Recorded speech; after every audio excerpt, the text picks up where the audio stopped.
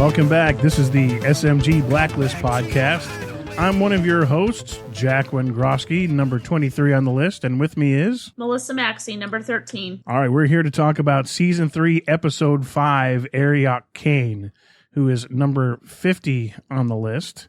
Right from the start, we find that there's a presidential commission they're looking the assassination. It's about the cabal. But it was the explosion, or... They're looking into verifying the existence of the cabal and the information that Reddington released to the public, and about Liz, the capture, trying to capture Liz, and they have Wrestler that they're interrogating. Right. They go to the interrogation, and it really doesn't look like it's anything more than assistant director, whatever she is basically letting the director of the CIA, who's also the director of the cabal, and making Wrestler work with him. Yes. And, if that's our commission, then it's not going to go very far. I don't and the interesting part about that, when Wrestler meets with them right before he goes in, and he meets with the chairman and the FBI, the head of the FBI is there, and they're friends, and she makes a weird comment to Wrestler about, if he's nervous, and something about trying. She makes a candy reference to some cake pops or whatever, the red velvet. And I was like, as soon as she said red velvet, because I don't like that cake very well, and I had a bad feeling about it, and I was like, there's something up with her.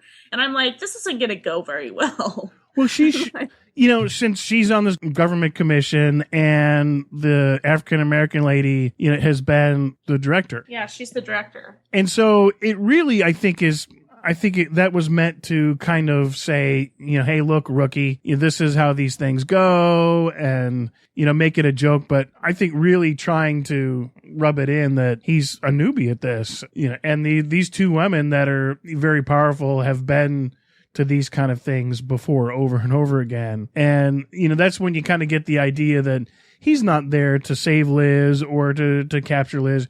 He's there to make sure that the cabal gets plugged into whatever they're doing. Right, exactly. So, if that's the euphemism for... okay, so the National Security Advisor's name is Laurel Hitchens. She's the one.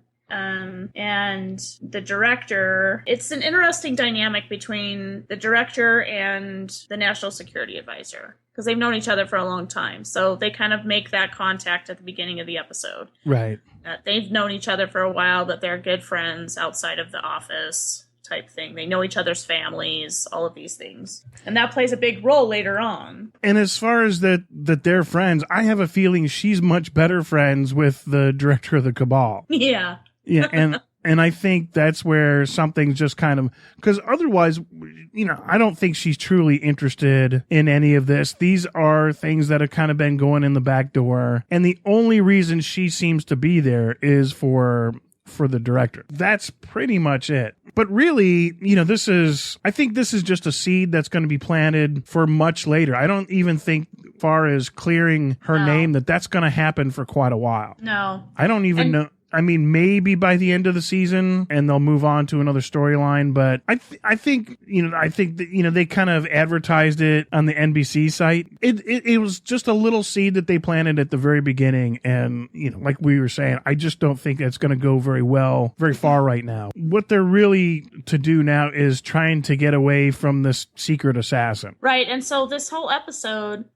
they start out at the end of the episode. So it starts out with Reds in a hangar, and there's bodies all over the place. And Mr. Kaplan shows up, asks, Red how long to clean up. And he's like, well, you got 30 minutes. And taking pictures of Liz, and it looks like she's dead. Right, pool of blood, so she's been shot. Yeah, pool of blood, she's been shot. And then they flash back to 12 hours earlier, where we flash back to Tom having a drink with Sutton, and Tom intercutting with conversation with Cooper yammering about how he shouldn't be, why did he get caught, and why did he tell Sutton who he was, and Tom explaining how he's trying to get to the Russians. So he needs this guy to be able to get him in. Right. And it shows back to Red and Liz, and they're in this hideout. And she's being hunted by a vigilante named Wendigo who wants to kill her. Yeah, and they find the guy that's made some of his weapons, and they get a lead on this dark website. And this is where Arioch Cain comes in. And they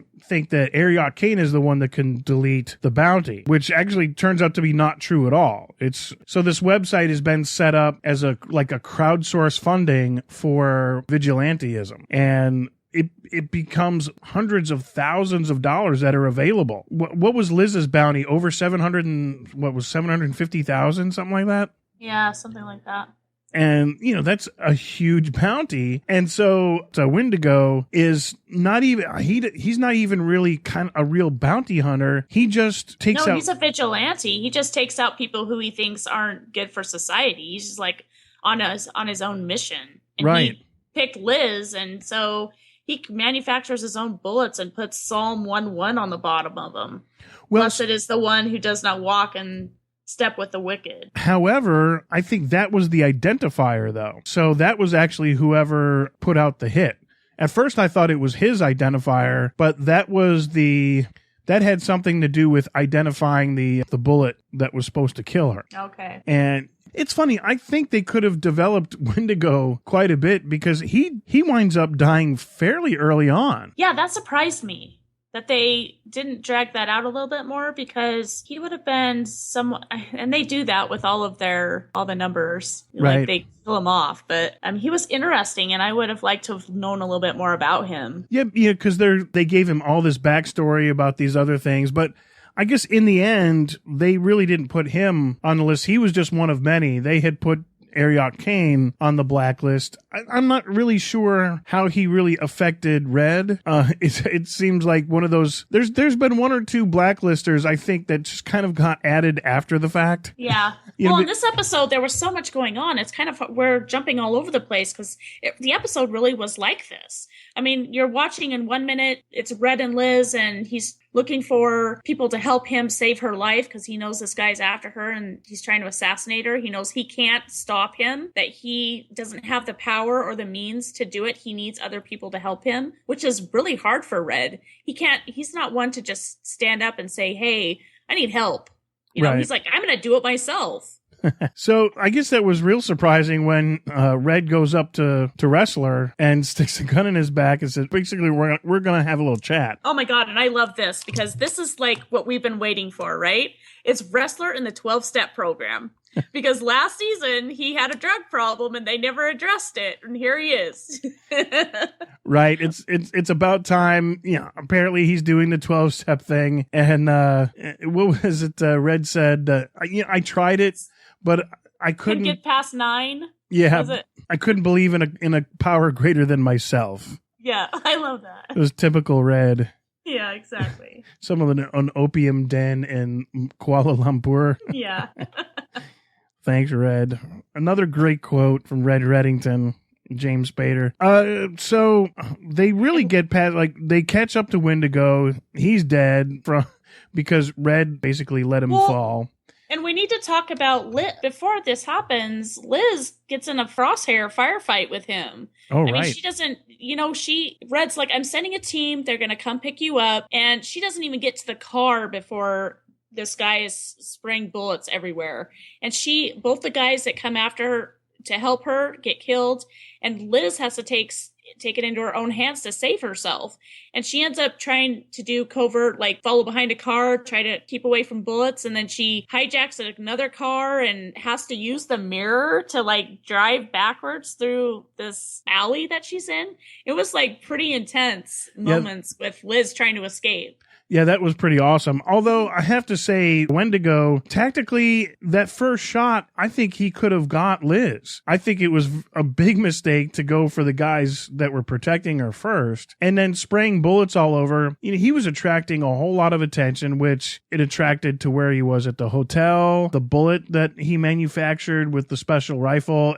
It took Liz and Red right to the guy that made the weapon. Well, and if he was a true sniper, he wouldn't have been spraying bullets. It would have been one shot and it was done. Yeah, this is the mystery sniper that can go out and get anywhere. And I think that was a little sloppy. And of course, he paid the price. But yeah, that was a great action scene from Liz. And Reddington pretty much beside himself, not knowing whether or not she's alive, and contacting Aram and saying, "You have 5 seconds to tell me what is happening." The typical Aram. Tell me you didn't get to one. Whatever you want. I can't do that. You've got 5 seconds. Okay. I know, it was awesome. That was another thing when Liz, she threw down the phone and ran. It was like, was that a really good idea? That's like every action movie where the hero picks up this big machete and the first guy that comes up and he sticks the machete in the guy's stomach and then runs away with leaving the machete in the guy's stomach. Well, when she dropped her phone or threw her phone down, it gave her an opportunity to bump a guy on the street and take his phone. That's true. That's a whole lot of setup, though. She could have just kept the phone. I know. But we're trying to see Liz in her covert actions. That's true. She's become quite the criminal. So now she's pickpocketing. She's killed the Attorney General of the United States. She's a wanted fugitive.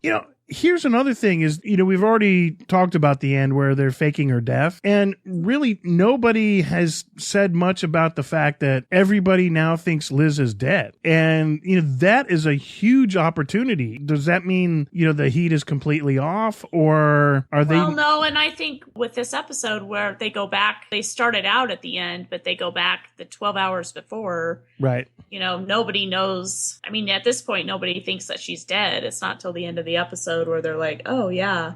But then they use it as a means to get more information. So, I mean, this whole episode it's like the biggest, I don't know how to describe it. There was, like I said, there was so much going on with all different aspects of characters and plots that it was really kind of hard to keep track of everything. Right. I mean, because as soon as Red and Liz get caught back up and get back together, they're going after who set up the website. Right. Who set up the guy that's out trying to assassinate her. And it takes them to all these different places. And basically Red he goes to one place and he calls the FBI and says, go here. And they go there and pick up a guy and take him back to the post office to interrogate him. And Samar can't even do it. He's a computer geek guy, and she's like, I can't even get through to this guy. And Aram's like, well, let me try. And he gets in there and cracks the guy under 5 minutes. Figures out it's a 2-key system. The guy has no power at all. Right. Yeah, it was great to see Aram in real action rather than the kind of lovesick puppy and broken every time by Red. He really needs to step in that tech role where he can shine. I don't like the fact that they keep doing this Charlie Brown thing with him. Let him be the expert. Let him kind of do that thing. And with the occasional, Red twists his arm a little and he plays ball. And that's kind of fun. But some of the other, you can't be... I don't want to see him play that kind of back and forth because he was really excellent with that guy. Yeah, he was. They with so many things going on, they really kind of finished up the thing with Dembe and Mr. Vargas. Well, yeah, because Mr. Vargas shows up and tells Reddington that Dembe's dead. Right. And that... and didn't we? Let's see. Did he shoot Dembe at the last part of? Yeah, he shot him in the truck. Left him in the truck to die. Right. So he shows up, and I don't know. It really seemed like Red really took him at his word, which surprised me. That surprised me too. Because he's not even finished telling him, and he's already talking to Solomon about where they're going. Yeah. I've been instructed to inform you. To meet us at the airfield. Right. Yeah. Reddington, they had a couple of moments where Mr. Vargas and Reddington, there was the initial meeting, and then it showed Reddington and Liz sitting on a bench, and she's looking at the computer trying to figure out what's going on with her hit, right? And Mr. Vargas is explaining to Reddington about there wasn't anything he could do, and explaining their escape and how all of these things. And Reddington is really just so distracted about Liz that he doesn't really have time to decompress with what is actually happening with Dembe. You kind of see that. You see that he doesn't really have time to do that, to really have a moment to say, I need to figure this out. I needed to go find him or wherever he's at now, even if he's dead. Right. And so, yeah, and then once they get to the airfield, those scenes at the airfield were fantastic. Yeah. Yeah, they had, they're surrounded, and I think Solomon was almost over the top. I guess he just wanted to send a message, but they weren't filming it. I don't know, what that was supposed to be all about. I guess he just likes to torture for torture's sake, but Liz is sitting on the table and he's talking about skinning her alive, and they're holding Reddington, at arm's length, and Reddington is all he can do to get away from him to get to Liz. Right. And really, at Liz's throat. And then all of a sudden the golf cart starts whirring in with a guy's dead. And, everybody's kind of looking at this like, what the heck's going on, and on alert. And in walks Dembe from the back. Yeah, and totally guns, shoots everybody that's there. And, Red's able to get away and get to Liz and get her off and have this joyous meeting. And then Dembe collapses because he's hurt so bad that all he could do to get to the hangar to get to Red. And then when he got there, realized what was going on and be able to protect Red and Liz, and then that was all he had. Right. Man, it's just the guns blazing. Dembe just takes down everybody except Solomon, who just runs away and gets to play another day. Well, I recognize Solomon finally on this episode. It's been bugging me this whole time. And I was like, oh my gosh, he was a vampire. That's why I'm like, something's off about him. He was in the Twilight series. He was one of the vampires. He wasn't Glitter, was he? No, he wasn't. No, he had red eyes, and I was like, he needs some red eyes. I knew I was missing something about him. He's a bad guy vampire. He's a bad boy vampire. Well, at least he wasn't Glitter. That's the only name I know for that entire series, because that's what they would talk about. The Glitter. I never saw the series, but apparently it was very popular. It was. With every teenage girl ever. Right. So but Solomon, he's bad. He's a bad vampire. He's bad. Yeah. He's going to cause some more trouble for Reddington later on, I'm sure. So, and we didn't get to see much from Mr. Vargas. He was he is obviously sitting there wounded, and Red doesn't even say a word like, how dare you, or what happened, or nothing. Just pops him in the head. Did you expect anything less? I didn't. I did. I wanted You wanted some sort of conversation? Yeah, I wanted some fury, or some info, or at least some backstory about what happened. Did Solomon get to Mr. Vargas, or did the Cabal get to Vargas, or did he just, Well, the second Reddington walked into the airfield and he saw that his pilot wasn't there, he pulled his gun on Mr. Vargas and said, "What did you do?" Right. That was about all that needed to be said, because he was pretty much a dead man after that. Well, that, but I don't know. There's always the witty line, or just at least, some backstory. And he was,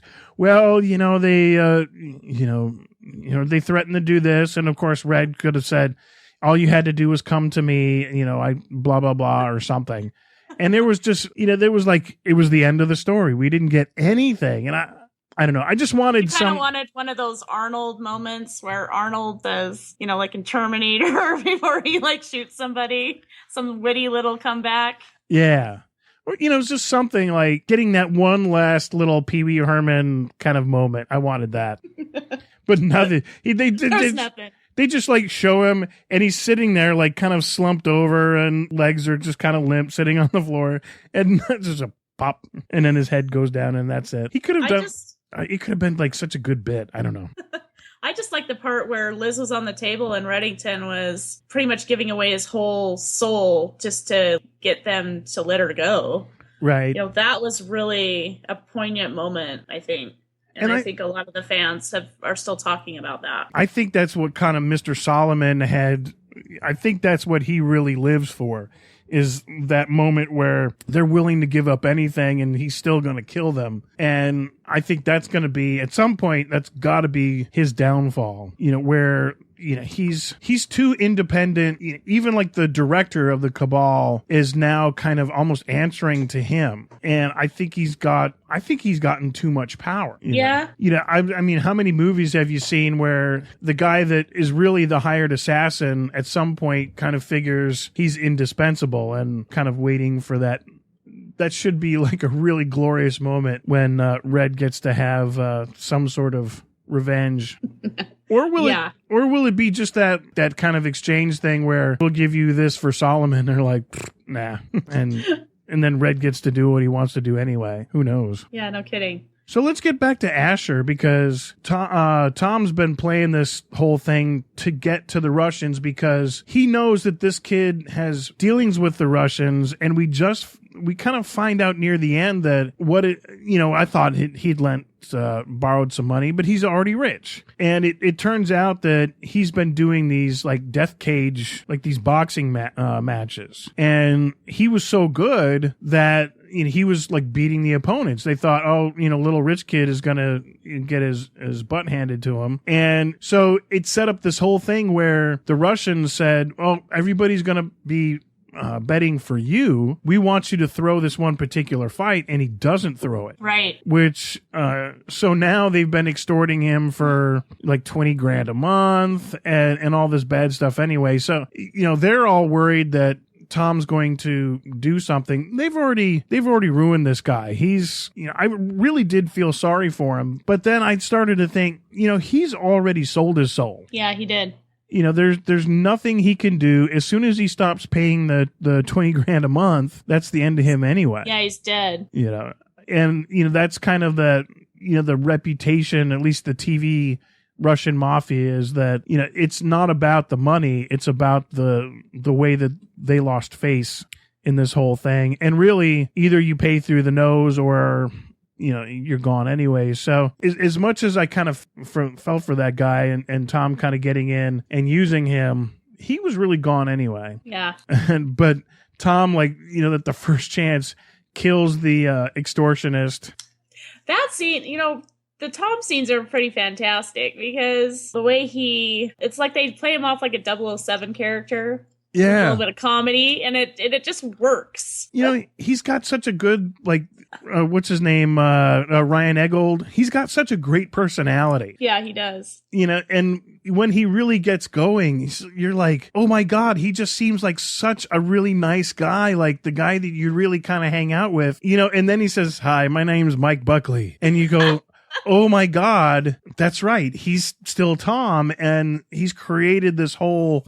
he's created the whole character that's been personally put together to bond with this guy. And it's like, wow, that is just evil. I know, and he explains his process. I mean, they showed him getting ready for the part.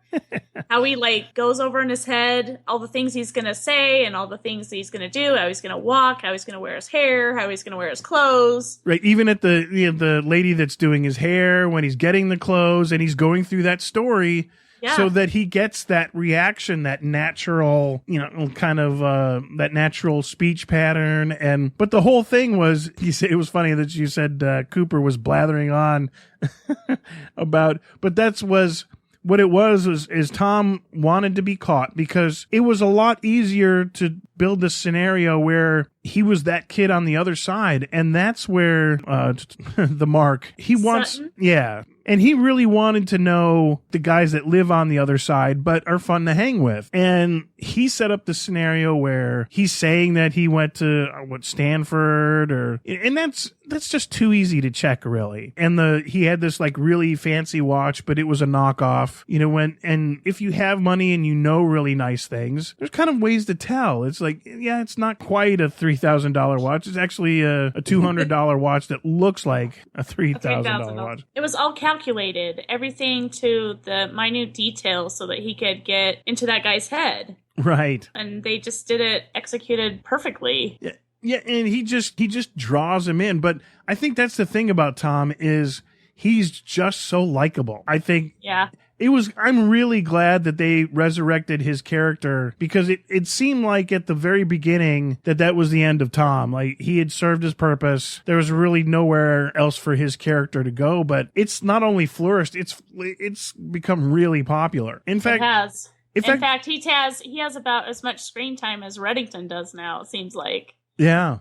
And it seemed like there's been some things where he's actually the narrator. I've seen like some of the videos and where they do some of the recaps and things on YouTube. Aram is if you go to the NBC.com website, and everything seems to be from Aram's point of view. Right. Which I think that's to get people that are on the web. Blog interest, get him. He's the techie guy behind the scenes. Right. This is what's happening. So I think that's for us, all the web geeks. And I think, that's Tom is kind of he's kind of that sex symbol action guy. Mm-hmm. And it's kind of fun. So. And Reddington's the Godfather. Yeah. He always is the Godfather.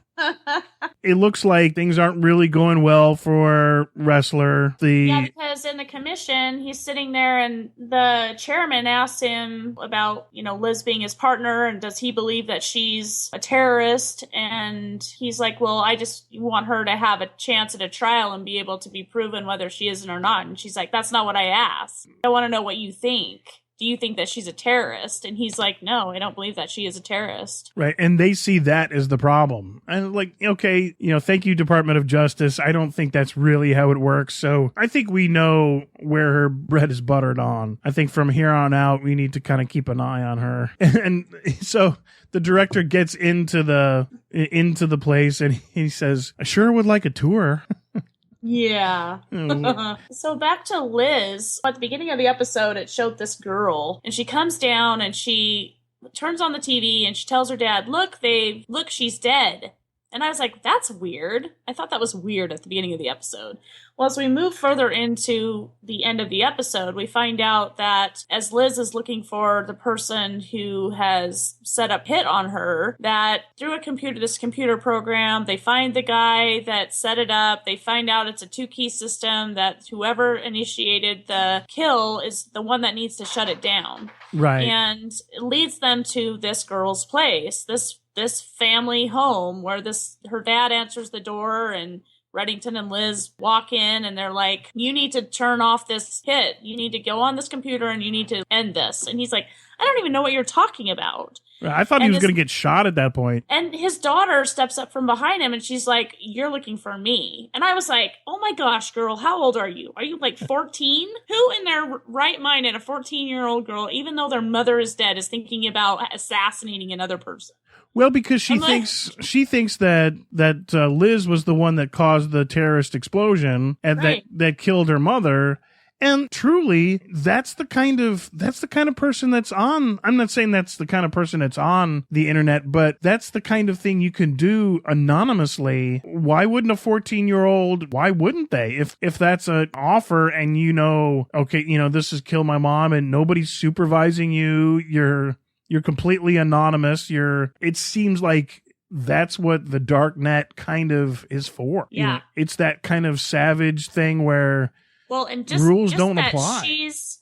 And just that I was just so taken aback about how it ended up being like a teenage girl, right? I mean, that was the part that was, oh my gosh, it's a teenage girl. And she's the one that wants Liz dead. That was the most appalling thing that I'd ever seen. And this whole episode, it's about all the different things that are happening and people getting shot and people getting Reddington letting that guy go off of the top of a building and the look on his face when Liz watches him do it. I was pretty appalled by that, but not as much as I was about a 14-year-old girl or however old she was wanting to put a hit out on Liz. Well, in Red's defense, guy wasn't getting up off of that ledge.